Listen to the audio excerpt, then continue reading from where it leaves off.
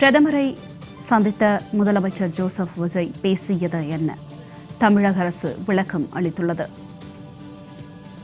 பிரதமரிடம் முதலமைச்சர் பேசியது என்ன என்று தமிழக அரசு விளக்கம்.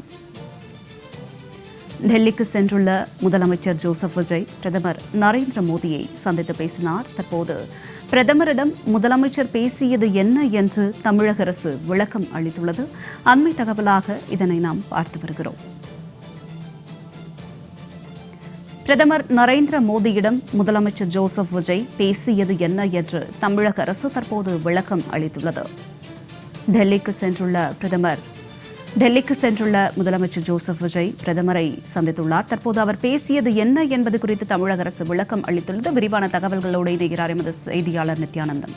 வணக்கம் நித்யானந்தம், இது குறித்த விரிவான தகவல். தமிழ்நாடு முதலமைச்சர் ஜோசப் விஜய் பிரதமர் நரேந்திர மோடியை சந்தித்திருக்கிறார். இந்த சந்திப்பு முடிந்திருக்கிறது. இந்த சந்திப்பின் போது என்னென்ன வலியுறுத்தி இருக்கிறார் என்பது குறித்தான அந்த செய்தி குறிப்பு என்பது தற்பொழுது வெளியிடப்பட்டிருக்கிறது. அதில் மிக முக்கியமாக 4 விவகாரங்களை பேசியிருக்கிறார். அதில் தமிழ்தாய் வாழ்த்து பாடலை தமிழ்நாட்டில் முதலாவதாக பாடுவதற்கு தொடர்பாக முதலும், இரண்டாவதாக நடுத்தர போர் விமானங்கள் வடிவமைப்பு அந்த தொழிற்சாலை என்பது தமிழ்நாட்டில் அமைப்பது, மூன்றாவதாக காவிரி ஆற்றின் குறுக்கே மேகதாதுவில் அணை கட்டுவதை தடுத்து நிறுத்தல் தொடர்பாக பேசியிருக்கிறார். அதற்கு அடுத்தபடியாக தமிழ்நாட்டை சேர்ந்த மீனவர்கள் இலங்கை கடற்படையினால் தொடர்ந்து தாக்குதலுக்கு உள்ளாகிறார்கள். ஆகவே அதனை தடுத்து நிறுத்த வேண்டும் என்று 4 விவகாரங்களை தமிழ்நாடு முதலமைச்சர் பிரதமரிடம் வலியுறுத்தி இருக்கிறார். இந்த செய்தி குறிப்பு என்பது இந்த 4 விவகாரங்களை மிக முக்கியமாக வைத்திருக்கிறது.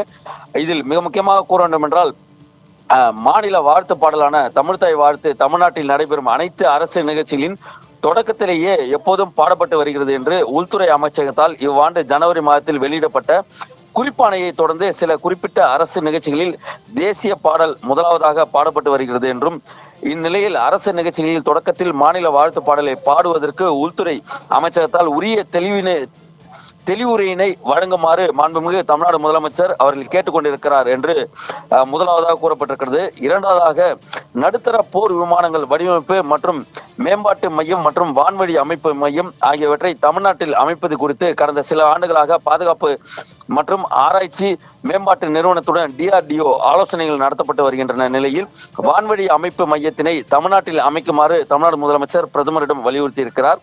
மூன்றாவதாக பார்க்கும்பொழுது காவிரி ஆற்று அருகே குறுக்கில் மேகதாதுவில் அணை கட்டக்கூடிய திட்டத்திற்கான பூமி பூஜையை நடத்த உள்ளதாக மாண்புமிகு கர்நாடக மாநிலத்துடைய துணை முதலமைச்சர் DK சிவகுமார் அறிவித்திருப்பது காவிரி நடுவர் மன்றத்தினுடைய அந்த CWDT என்று கூறுவார்கள் இறுதி தீர்ப்பிற்கு, உச்சநீதிமன்றத்தினுடைய தீர்ப்புக்கு முற்றிலும் முரணாக இருக்கிறது என்றும், இந்த அறிவிப்பு தமிழ்நாட்டு விவசாயிகளிடையே பெரும் கவலையை ஏற்படுத்தியிருக்கிறது என்றும் தமிழ்நாடு முதலமைச்சர் பிரதமரிடம் வலியுறுத்தி இருக்கிறார்.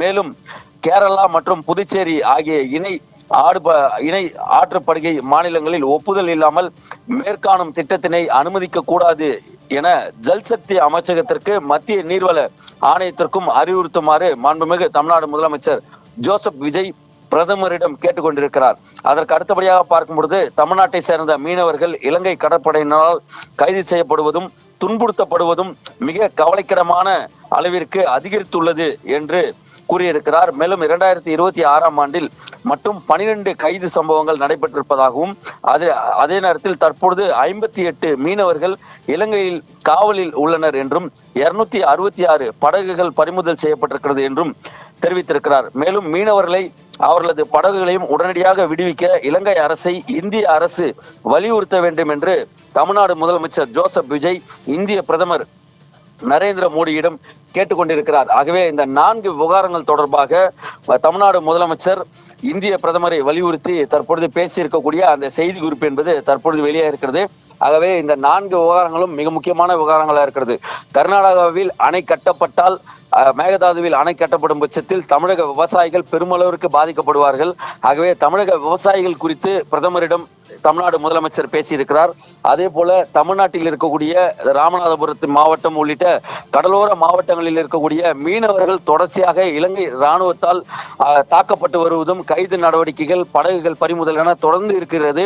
ஆகவே இரண்டாவதாக மீனவர்கள் பிரச்சனையை பிரதமரிடம் வலியுறுத்தி இருக்கிறார் தமிழ்நாடு முதலமைச்சர். மூன்றாவதாக தொழில்துறை சார்ந்து இந்த நடுத்தர போர் விமானங்கள் வடிவமைப்பு தொடர்பாக இங்கு அமைக்க வேண்டும், தமிழ்நாட்டில் அந்த தொழில் முதலீடுகள் உள்ளே வர வேண்டும் என்று தமிழ்நாடு முதலமைச்சர் பிரதமரிடம் வலியுறுத்தி இருக்கிறார். அதே போல தொடர்ச்சியாக தமிழ்நாடு முதலமைச்சருடைய அந்த பதவியேற்பு நிகழ்ச்சி, அதே போல அமைச்சரவை பதவியேற்பு நிகழ்ச்சிகளில் தமிழ்தாய் வாழ்த்து 3வது இடத்திற்கு சென்றது. இது தமிழகம் முழுவதும் இருக்கக்கூடிய தமிழக மக்கள் மட்டுமல்லாமல் எதிர்க்கட்சிகள் தொடர்ச்சியாக தமிழ்தாய் வாழ்த்து 3வது இடத்திற்கு சென்று விட்டது என்று தொடர்ச்சியாக பேசி வந்த நிலையில் தமிழ்தாய் வாழ்த்து முதலில் பாட வேண்டும் என்பது குறித்தான பிரதமரிடம் வலியுறுத்தி பேசியிருக்கிறார் தமிழ்நாடு முதலமைச்சர். ஆகவே இந்த 4 விவகாரங்களையும் இந்திய பிரதமர் நரேந்திர மோடியிடம் தமிழ்நாடு முதலமைச்சர் ஜோசப் விஜய் வலியுறுத்தி பேசியிருக்கிறார். ஆகவே இந்த 4 விவகாரங்களும் மிக முக்கியமாக இருக்கிறது. தமிழ்தாய் வாழ்த்து முதலில் தமிழக மக்கள் ஒட்டுமொத்த மக்களுக்குமானதாக இருக்கிறது. இரண்டாவதாக இந்த நடுத்தர போர் விமான வடிவமைப்பு மற்றும் மேம்பாட்டு மையம் வான்வழி பாதுகாப்பு அந்த DRDO உடைய அந்த ஆலோசனை நடத்தப்பட்டதுபடி அந்த கேப்ஸ் என்கிற திட்டத்தினை தமிழ்நாட்டில் அமைக்குமாறு அந்த தொழில் முதலீடு என்பது தமிழ்நாட்டில் அமைக்க வேண்டும் என்று தொழில் சார்ந்த பிரதமரிடம் வலியுறுத்தி இருக்கிறார். 3வதாக காவிரி குறுக்கே மேகதாதுவில் அணை கட்டுவதை தடுத்து நிறுத்துவது. 4வதாக பார்க்கும் பொழுது தமிழக மீனவர்கள் குறித்து பேசியிருக்கிறார். ஆகவே இந்த 4 விவகாரங்களும் மிக முக்கியமாக இருக்கிறது. தமிழ்தாய் வாழ்த்து, நடுத்தர போர் விமானங்களுடைய தொழில் நிறுவனங்கள், காவிரி குறுக்கே மேகதாதுவில் அணை கட்டுவதை தடுத்து நிறுத்துதல், அதே போல மீனவர்கள் விவகாரம் என்று தமிழ்நாடு முதலமைச்சர் ஜோசப் விஜய் பிரதமர் நரேந்திர மோடியிடம் பேசியிருக்கிறார். ஆகவே இந்த 4 விவகாரங்களும் மிக முக்கியத்துவம் வாய்ந்ததாக இருக்கிறது. ஆகவே 10 நிமிடத்திலிருந்து 15 நிமிடங்கள் மட்டுமே இந்த சந்திப்பு என்பது நடைபெற்றிருந்தாலும் மிக முக்கியமாக அழுத்தம் திருத்தமாக தமிழ்நாடு முதலமைச்சர் பிரதமரிடம் கூடியிருக்கிறார். என்றால் வழக்கமாக மீனவர்களுடைய பிரச்சனையை பிரதமருக்கு தகவலாக கூறப்படும். ஆனால் பிரதமர் அலுவலகத்துமோ அல்லது வெளியுறவு துறை அமைச்சகத்துக்கோ மீனவர்களை மீட்க வேண்டும் என்று தகவல் கூறுவார்கள். ஆனால் இந்த முறை பிரதமர் நரேந்திர மோடிக்கு தமிழ்நாடு முதலமைச்சர் கொடுத்திருக்கக்கூடிய அந்த கடிதத்தில் மிக முக்கியமாக விவரமாக கொடுக்கப்பட்டிருக்கிறது. அதில் 2026ஆம் ஆண்டில் மட்டும், அதாவது இந்த ஆண்டில் மட்டும் ஜனவரி, பிப்ரவரி, மார்ச், ஏப்ரல், மே இந்த 5 மாதங்களில் மட்டும் 12 பேர் கைது செய்யப்பட்டிருக்கிறார்கள். அதே போல தற்பொழுது 58 மீனவர்கள் இலங்கையில் காவலில் இருக்கிறார்கள், அதாவது இலங்கை சிறையில் இருக்கிறார்கள் என்று குறிப்பிடப்பட்டிருக்கிறார்கள். மேலும் 266 படகுகள் தமிழகத்தை சேர்ந்த தமிழக மீனவர்களின் படகுகள் இலங்கை ராணுவத்தால் பறிமுதல் செய்யப்பட்டிருக்கிறது என்று புள்ளி விவரத்துடன் தமிழ்நாடு முதலமைச்சர் ஜோசப் விஜய் பிரதமர் நரேந்திர மோடியிடம் கொடுத்திருக்கக்கூடிய இந்த கடிதம் என்பது மிக முக்கியத்துவம் வாய்ந்ததாக பார்க்கப்படுகிறது. என்றால் மீனவர்களுடைய பிரச்சனை என்பது தொடர்ச்சியாக இருக்கிறது. தமிழ்நாடு மீனவர்கள் எல்லை, அதாவது கடலில் எங்கு எல்லை இருக்கிறது, கடலில் ஏது எல்லை என்று மீனவர்களுக்கு மீன் கிடைக்கக்கூடிய இடங்கள்லாம் மீனவர்களுக்கு சொந்தம் என்பார்கள்.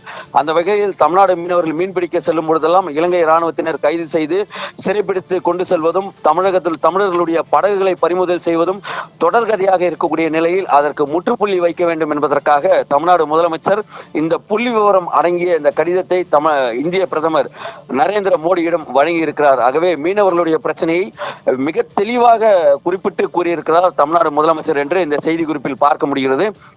அதற்கு அடுத்தபடியாக பார்க்க வேண்டும் என்றால் கர்நாடகா மாநிலத்தில் தொடர்ச்சியாக இந்த மேகதாதுவில் அணை கட்ட வேண்டும் என்று கர்நாடக அரசு தொடர்ந்து முயற்சித்து வருகிறது. அதாவது கர்நாடகாவில் பாஜக ஆண்டாலும் சரி, காங்கிரஸ் ஆண்டாலும் சரி, யார் அங்கு ஆட்சியில் இருந்தாலும் மேகதாதுவில் அணை கட்ட வேண்டும் என்பதை தொடர்ச்சியாக அவர்கள் செய்து வரக்கூடிய மிக முக்கியமான விவகாரமாக இருக்கிறது. அந்த வகையில் காவிரி ஆற்றின் குறுக்கே மேகதாதுவில் அணை கட்டத்திற்கான அந்த பூமி பூஜையை நடத்த உள்ளதாக கர்நாடகா மாநிலத்துடைய துணை முதலமைச்சர் DK சிவகுமார் பேசியிருக்கிறார். ஆகவே உச்சநீதிமன்றத்துடைய தீர்ப்புக்கு முற்றிலும் முரணானதாக அது இருக்கிறது. ஆகவே இந்த அறிவிப்பு என்பது தமிழ்நாட்டு விவசாயிகளிடையே பெரும் கவலையை ஏற்படுத்தி இருக்கிறது என்று மிக முக்கியமாக தமிழக விவசாயிகளுடைய பிரச்சனையையும் தமிழ்நாடு முதலமைச்சர் குறிப்பிட்டு கூறியிருக்கிறார். ஆகவே காவிரி குறுக்கே மேகதாதுவில் அணை கட்டக்கூடிய கர்நாடக அரசினுடைய முயற்சி என்பது விவசாயிகளிடையே ஒரு பெரும் கவலையை ஏற்படுத்தி இருக்கிறது என்று தமிழ்நாடு முதலமைச்சர் பிரதமரிடம் தெரிவித்திருக்கிறார். அது மட்டுமல்லாமல் இந்திய பிரதமர் அவர்களிடம் இதை வலியுறுத்தியது மட்டுமல்லாமல் கேரளா மற்றும் புதுச்சேரி ஆகிய இணை ஆற்றுப்படுகை மாநிலங்களின் ஒப்புதல் இல்லாமல் மேற்காணும் திட்டத்தினை அனுமதிக்க கூடாது என்று தெரிவித்திருக்கிறார். என்றால் காவிரியிலிருந்து செல்லக்கூடிய அந்த நீர் என்பது தமிழ்நாட்டிற்கு வருகிறது, கேரளாவுக்கு இருக்கிறது, புதுச்சேரி வரை இருக்கிறது. தமிழ்நாட்டில் பொறுத்தவரை காவிரி என்பது கர்நாடகாவில் உருவானாலும் அதனுடைய வழி பாதை என்பது தமிழகத்தில் தான் அதிக அளவில் இருக்கிறது. ஒரு நதி உருவாகி, ஒரு ஆறு உருவாகி அது சென்றடையக்கூடிய கடலில் கலக்கும் வரை எந்த மாநிலத்தில் அதிக அளவில் பயணம் செய்கிறதோ அந்த மாநிலத்திற்கு அதிகப்படியான உரிமை இருக்கிறது என்பார்கள். ஏனென்றால் அது அதிக அளவில் நீர் வந்தாலும் சரி பாதிக்கப்படக்கூடிய மாநிலம் தமிழ்நாடு தான். ஒருவேளை நீரே இல்லை என்றாலும் காவிரியில் பாதிக்கப்படக்கூடிய மாநிலம் தமிழகம் தான். அந்த வகையில் தமிழ்நாடு தான் மிக முக்கியமாக இருக்கும். ஆகவே காவிரியில் என்ன நடந்தாலும் அது தமிழ்நாட்டிற்கு சொந்தமானது. ஆகவே அந்த வகையில் தமிழ்நாட்டில் கிட்டத்தட்ட ஒரு 14 மாவட்டங்களை கடந்து செல்லக்கூடியதாக இருக்கிறது காவேரி. ஆகவே திருச்சி கொள்ளிடம் வரை வரக்கூடிய அந்த காவிரி என்பது நீர் என்பது ஒட்டுமொத்த விவசாயிகள் சார்ந்திருக்கிறது. ஆகவே விவசாயிகளுடைய பிரச்சனையை தெள்ள தெளிவாக பிரதமர் நரேந்திர மோடியிடம் கூறியிருக்கிறார். அதுவும் விவசாயிகளிடையே ஒரு பெரும் கவலையை ஏற்படுத்தி இருக்கிறது என்று விவசாயிகளுடைய சார்பாக தமிழ்நாடு முதலமைச்சர் பிரதமரை வலியுறுத்தி பேசியிருக்கிறார். ஆகவே இந்த மீனவர்கள் பிரச்சனை, விவசாயிகளுடைய பிரச்சனை, தமிழ் தாய் வாழ்த்து, தமிழர்களுடைய உயிர் மூச்சாக இருக்கக்கூடிய தமிழ் தாய் வாழ்த்து. இங்கு 1000 மதங்கள் இருக்கலாம், 1000 சாதிகள் இருக்கலாம். ஆனால் தமிழ் தாய் வாழ்த்து என்பது தமிழ்நாட்டில் பிறந்த அனைவருக்கும் சொந்தமானது. வெளி மாநிலங்களிலிருந்து தமிழகத்தில் பல ஆண்டுகளாக இருக்கக்கூடிய மக்களுக்கும் தமிழ் தாய் வாழ்த்து என்பது உயிர் மூச்சுக்கு சமமாக இருக்கும். அந்த வகையில் தமிழ் தாய் வாழ்த்து பாடலை முதலில் பாட வேண்டும் என்பதையும் பிரதமர் நரேந்திர மோடியிடம் வலியுறுத்தி பேசியிருக்கிறார் தமிழக முதலமைச்சர். ஆகவே மாநில வாழ்த்து பாடலான தமிழ்தாய் வாழ்த்து தமிழ்நாட்டில் நடைபெறும் அனைத்து அரசு நிகழ்ச்சிகளில் தொடக்கத்திலேயே எப்போதும் பாடப்பட்டு வருகிறது என்று வலியுறுத்தி இருக்கிறார் தமிழ்நாடு முதலமைச்சர். ஆகவே உள்துறை அமைச்சகத்தால் இந்த ஆண்டு ஜனவரி மாதத்தில் வெளியிடப்பட்ட அந்த குறிப்பாணையை தொடர்ந்து சில குறிப்பிட்ட அரசு நிகழ்ச்சிகளில் தேசிய பாடல், அந்த வந்தே மாதரம் பாடல் என்பது முதலாவதாக பாடப்பட்டு வருகிறது. ஆகவே இந்த நிலையில் அரசு நிகழ்ச்சிகளில் தொடக்கத்தில் மாநில வாழ்த்து பாடலை பாடுவதற்கு உள்துறை அமைச்சகத்தால் உரிய தெளிவுரையினை வழங்குமாறு தமிழ்நாடு முதலமைச்சர் பிரதமரிடம் வலியுறுத்தி இருக்கிறார். ஆகவே உள்துறை அமைச்சகம் ஒரு தெளிவில்லாமல் ஒரு விவகாரத்தை சுற்றறிக்கையை வெளியிட்டிருக்கிறது என்பதை சொல்லாமல் சொல்லியிருக்கிறார் தமிழ்நாடு முதலமைச்சர். ஆகவே தமிழ்தாய் வாழ்த்தை முதலில் பாட வேண்டும் என்பதை வலியுறுத்தி இருக்கிறார். ஆகவே ஒட்டுமொத்த 8 கோடி தமிழர்கள் தமிழ்நாட்டு மட்டுமல்லாமல் இலங்கை, மலேசியா, சிங்கப்பூர் என உலகம் முழுவதும் பரவி இருக்கக்கூடிய தமிழர்களுக்கு இது ஒரு நல்ல செய்தியாகவே அமைந்திருக்கிறது. தமிழக முதலமைச்சர் பிரதமரை சந்திக்கும் பொழுது முதல் கோரிக்கையாக அவர் வைத்திருக்கக்கூடிய கோரிக்கை என்பது தமிழ் தாய் வாழ்த்தை அரசு நிகழ்ச்சிகளில் நாங்கள் முதலில் பாடுவோம், அதற்கு முன்னதாக வந்தே மாதரம் பாடலை பாடக்கூடிய வகையில் உள்துறை அமைச்சகம் வெளியிட்டிருக்கக்கூடிய அந்த சுற்றறிக்கை தெளிவில்லாமல் இருக்கிறது என்பதை அவர் சொல்லாமல் சொல்லியிருக்கிறார். ஆகவே அதை தெளிவுபடுத்த வேண்டும் என்று தமிழ்நாடு முதலமைச்சர் கூறியிருக்கிறார். அவர் கூறியிருக்கக்கூடிய அந்த வரிகள் என்பது மிக முக்கியமானது.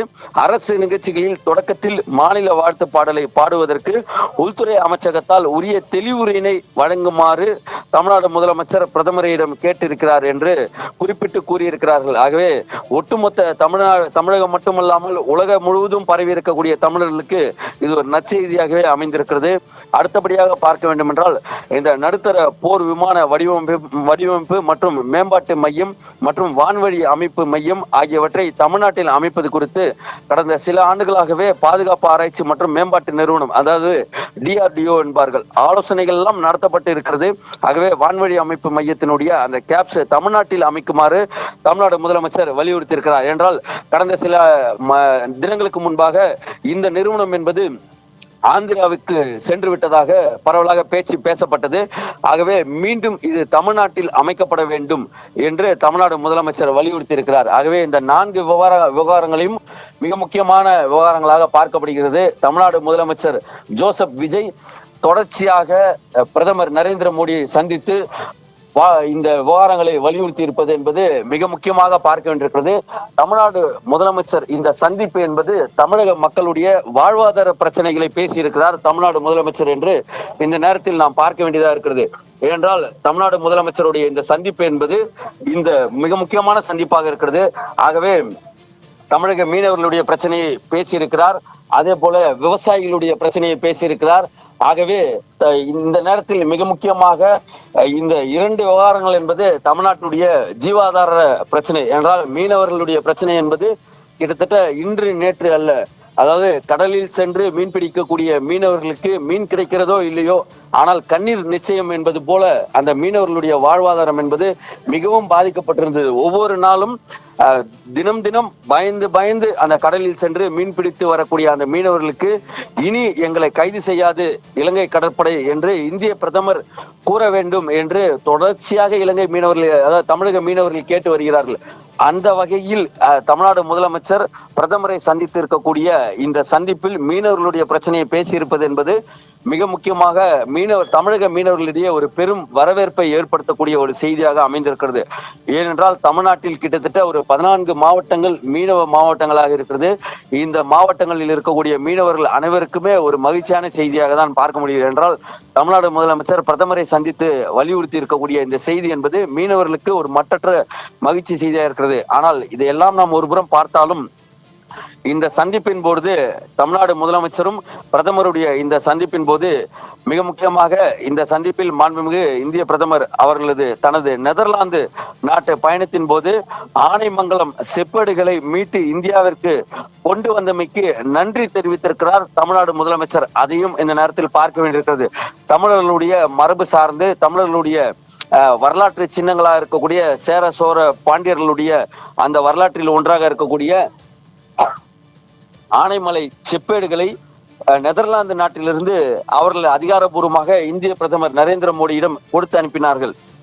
ஆகவே தமிழர்களுடைய வரலாறு தமிழர்களுடைய மரபு சார்ந்த அந்த செப்பேடுகளை இந்திய பிரதமர் நெதர்லாந்து நாட்டிலிருந்து ஆனைமலை செப்பேடுகளை மீட்டு இந்தியாவிற்கு கொண்டு வந்தமைக்கு நன்றி என்று தெரிவித்திருக்கிறார் தமிழ்நாடு முதலமைச்சர். சந்திப்பு என்பது மிக முக்கியத்துவம் வாய்ந்த சந்திப்பாக பார்க்க வேண்டியிருக்கிறது. அதே நேரத்தில் மேகதாதுவில் அணை கட்டுவதற்கு முயற்சி எடுக்கக்கூடிய இந்த கர்நாடக அரசு என்பது உச்ச நீதிமன்ற தீர்ப்புக்கு எதிராக செயல்படக்கூடிய ஒரு செயல் என்று வலியுறுத்தியிருக்கிறார். ஆகவே இது வெறும் கோரிக்கையாக மட்டும் வைக்காமல் விவசாயிகளுடைய பாதிப்பு என்று மட்டும் கோரிக்கை வைக்காமல் சட்ட ரீதியாகவும் தமிழ்நாடு முதலமைச்சர் பிரதமரை வலியுறுத்தி இருக்கிறார் என்று இந்த நேரத்தில் பார்க்க வேண்டியிருக்கிறது. ஏனென்றால் காவிரி நடுவர் மன்றத்தினுடைய அந்த CWTD உடைய இறுதி தீர்ப்புக்கும் உச்ச நீதிமன்றத்துடைய தீர்ப்புக்கும் முற்றிலும் முரணாக கர்நாடக அரசு மேகதாதுவில் அணை கட்ட முயற்சிக்கிறது என்று தமிழ்நாடு முதலமைச்சர் சட்ட ரீதியாகவும் பிரதமரிடம் அந்த கடிதத்தை சுட்டி காண்பித்திருக்கிறார் என்பது மிக முக்கியமான செய்தியாக பார்க்க வேண்டியிருக்கிறது.